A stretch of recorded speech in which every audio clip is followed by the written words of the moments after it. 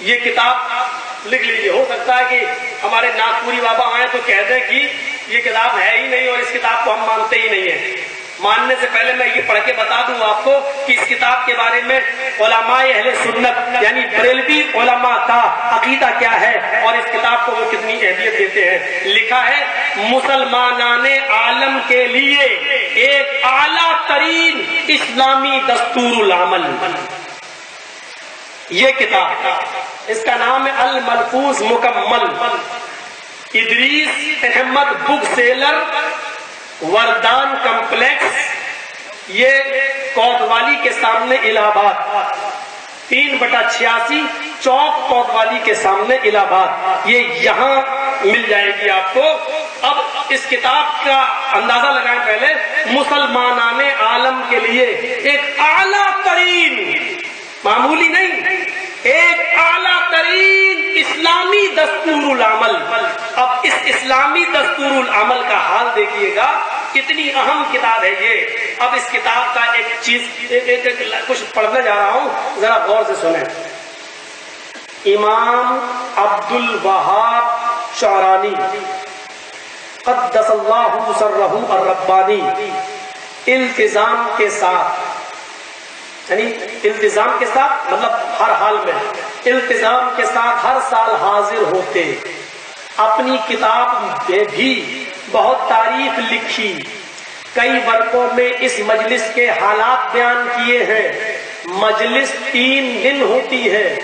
ایک دفعہ آپ کو تاخیر ہو گئی، ایک دفعہ آپ کو تاخیر ہو گئی. یہ ہمیشہ ایک دن پہلے ہی حاضر ہو جاتے تھے، اس دفعہ آخری دن پہنچے. اولیاء کرام مزار مبارک پر مراقب تھے. پہلے سے اولیاء کرام مزار پر بیٹھے ہوئے تھے. وہ مزار کس کا بھی نام آئے گا. اولیاء کرام مزار مبارک پر مراقب تھے. انہوں نے فرمایا کہاں تھے، یعنی جو اولیاء کرام مزار پر مراقب تھے، بیٹھے ہوئے تھے، انہوں نے پوچھا. کس سے پوچھا؟ یہ عبد الوہاب سے. ان سے پوچھا کہ کہاں تھے 2 روز سے. حضرت مزار مبارک سے پردہ اٹھا اٹھا کر فرماتے ہیں، یعنی ان اولیاء کرام نے بتایا کہ مزار میں جو حضرت دفن ہے یہ بار بار پردہ اٹھا کر فرماتے ہیں عبد الوہاب آیا، عبد الوہاب آیا. یعنی یہ بار بار پوچھ رہے عبد الوہاب آیا، عبد الوہاب آیا.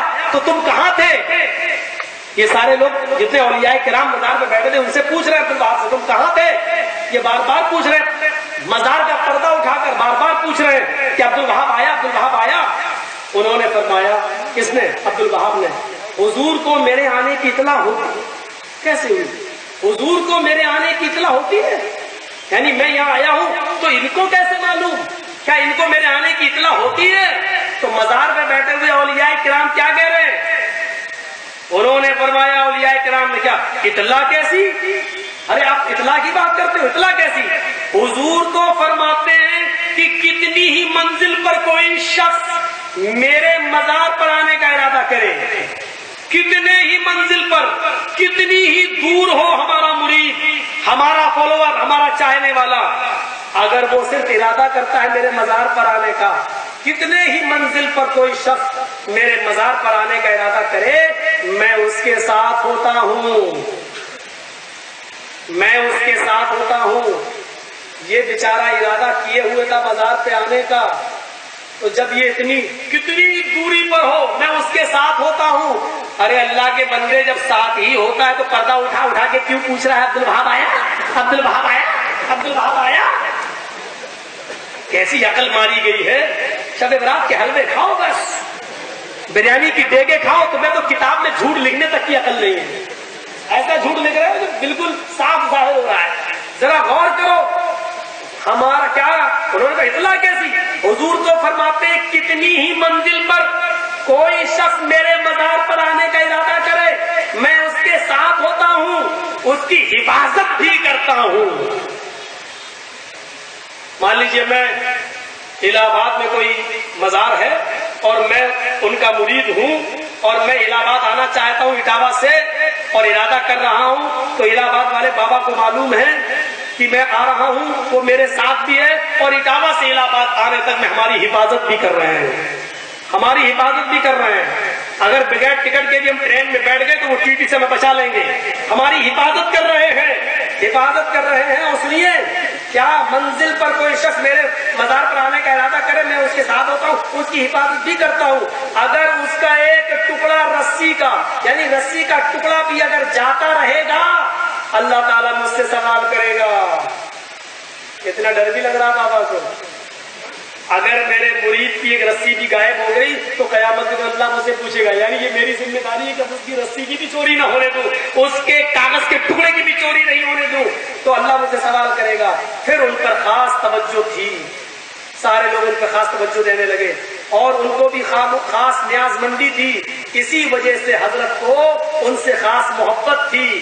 حدیث میں ہے، جو کوئی دریافت کرنا چاہے کہ اللہ کے یہاں اس کی کس قدر و منزلت ہے، وہ یہ دیکھے کہ اس کے دل میں اللہ کی کس قدر قدر و منزلت ہے، اتنی ہی اس کی اللہ کے یہاں ہے.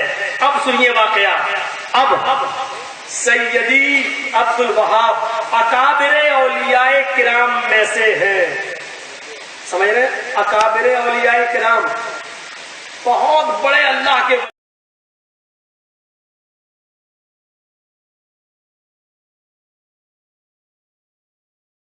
ولیوں میں سے. اکابر کبیر کی جمع، اکابر اولیاء کرام، اولی ولی کی جمع.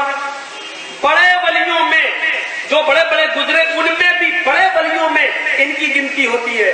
حضرت سیدی عبد الوہاب اکابر اولیاء کرام میں سے ہیں. حضرت سیدی احمد بدوی، یہ ہے